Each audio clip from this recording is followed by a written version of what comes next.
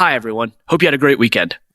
I'm Tony Chen, and this is Fish and Bits, a business and data podcast on the world of seafood. Today, I'm going to discuss the impact of sea lice on the salmon farming industry. Annually, sea lice treatments cost farmers over $1 billion globally, but if you account for the other downstream impacts, the result is likely multiple times that amount. Salmon farming is considered the most profitable, largest scale, and technologically advanced aquaculture segment in the world. Started in the 1960s in Norway, today it represents over $30 billion in global exports, and sea lice are one of the major drivers of the industry's future. In this episode, I'll analyze the reasons for why sea lice have such a large impact for salmon farmers. I'll start by giving some brief details on sea lice, and then discuss the development of governmental regulations across the world to manage the parasite. Then, I'll discuss how the industry has changed in response to these regulations, and specifically how companies like SolvTrans have grown their annual revenues to over $100 million by supporting farmers in their fight against lice. Lastly, I'll recap the impacts to salmon farming companies and what the future may hold for sea lice management. I think you'll really enjoy this episode, so let's hop right in.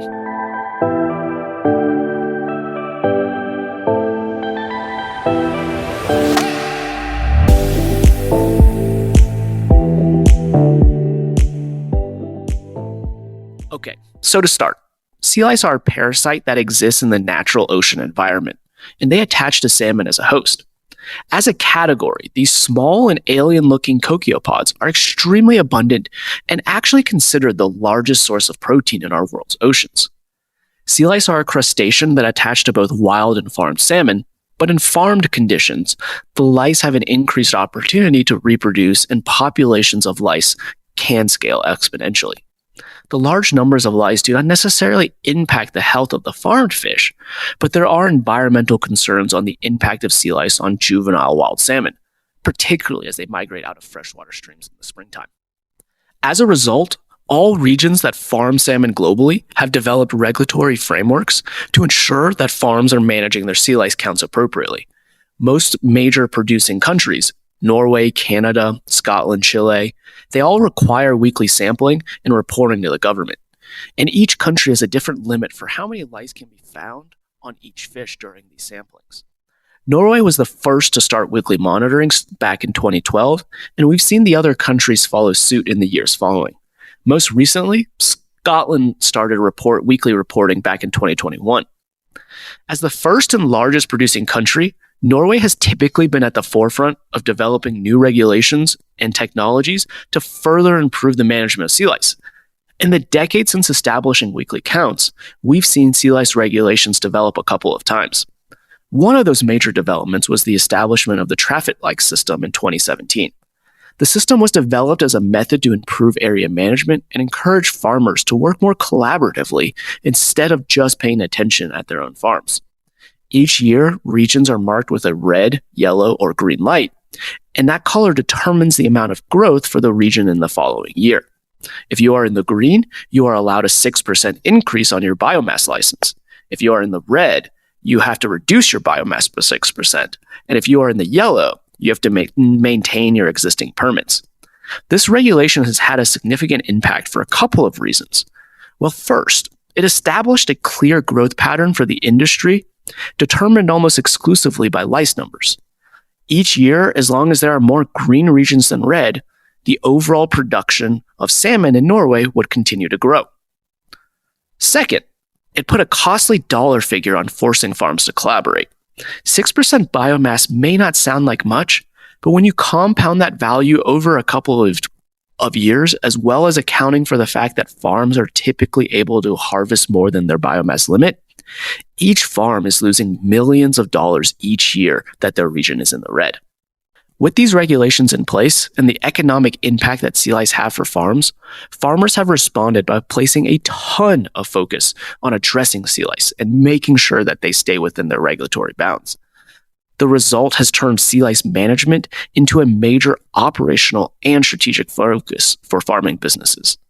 In order to maintain lower lice levels, we've seen the growth and development of an entire supporting market of companies that have developed businesses specific to supporting farms in their fight against sea lice. Let's continue to take a look specifically at Norway and the response following the traffic light system. Since 2017, the Norwegian coastline has been divided into 13 different regions, and as I mentioned, each zone is assigned a red, yellow, or green light that dictates the limit for growth.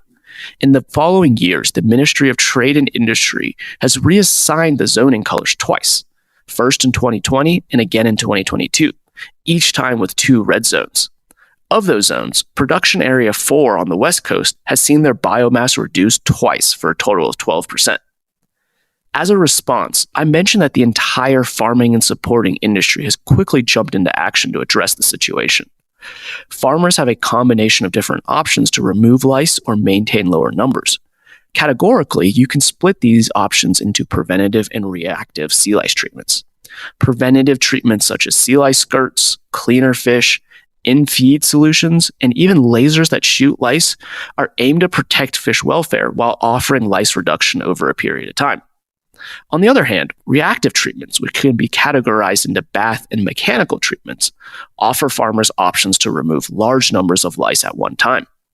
They typically involve pumping the fish into large wellboats and administering medicinal, freshwater, or heated water treatments to kill the lice attached to salmon. Of all the sea lice companies, no one has seen a bigger change to their business since 2017 than perhaps the wellboat companies, who provide the vessels to move fish and administer treatments. SolvTrans has been one of the most profitable and largest companies in this space and has seen their revenues grow to above $100 million annually, with an over 50% growth since the traffic light system was initiated. They manage a fleet of wellboats that service the industry, and today their fleet contains 42 vessels. 28 of them, or over 65% of their current fleet, has been built since the creation of the traffic light system. Business has been growing so well that CEO of SolvTrans, Roger Halsbach, stated back in 2020 that the company would invest an additional 8 billion NOK, or the equivalent of $500 million, to build an additional 20 boats over the next 5 years. Now, the boats used in these mechanical treatments are massive and extremely impressive vessels. Many of these boats are over 60 meters long and are easily some of the largest boats you will see at any given port. The average cost to build these vessels in recent years have ranged between $30 and $40 million, and the cost to operate them can be as high as $100,000 per day.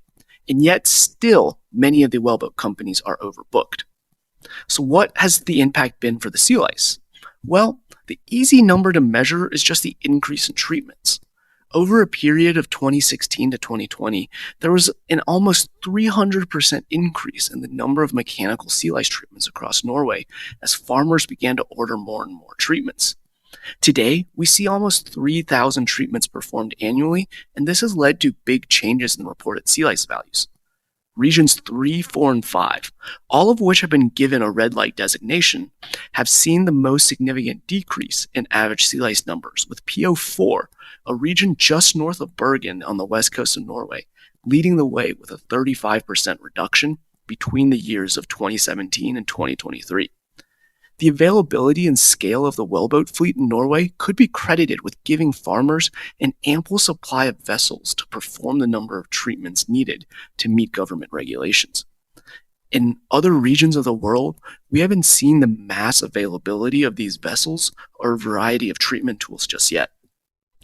That said, given the pattern exemplified by Norway and the global pattern to adopt similar methods, I think it's safe to say that we'll see a similar pattern of pressure to improve sea lice treatments and a follow-on expansion of service companies working in these areas around the world. But while the progress against lice has been good, the impact on fish health has almost been going the other direction.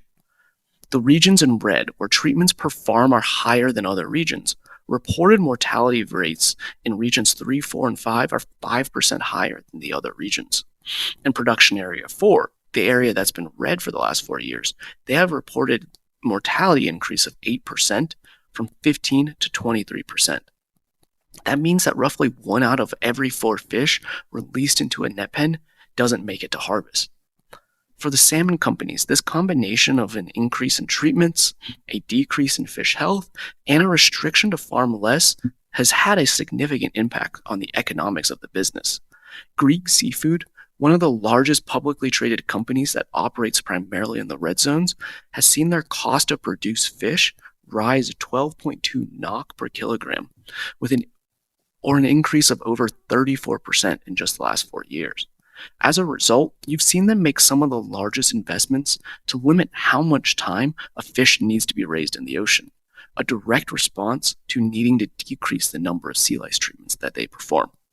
Looking forward, there does not seem to be a path where sea lice does not continue to dominate the topic of conversation, driving the policy for net pen salmon production globally, and the costs associated with the parasite will continue to be a growing concern for the industry. From all the signs from regulators, there will be a continued evaluation and further evolution of sea lice regulations. In just the last few months, we've already seen plenty of activity into what that next phase of the regulation may look like in Norway. With another traffic light designation happening at the end of the year, the industry by and large have raised criticism over the process behind how the traffic light system decides what color a zone should be. Currently, wild salmon migrations are the only metric used to measure lice pressure, and many in the industry feel that one determination is too short-sighted. There's also an increasing spotlight being placed on the welfare of the animals, given the challenges we see with mortality rates at farms. In order for aquaculture to succeed, the welfare of animals needs to improve, and the mortality rates will also need to come down.